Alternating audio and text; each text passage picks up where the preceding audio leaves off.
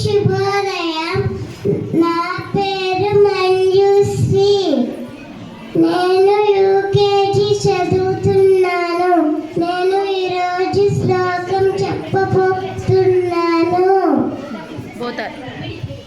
శాంతాకారం భుజగశయనం పద్మనాభం సురేశం విశ్వాధారం గగనసదృశం వేగవర్ణం శుభాంగం లక్ష్మీకాంతం కమలనయనం యోగిరుద్యానగమ్యం వందే విష్ణు భవభయహరం సర్వలోకైకనాథం. ధన్యవాదాలు. Thank you.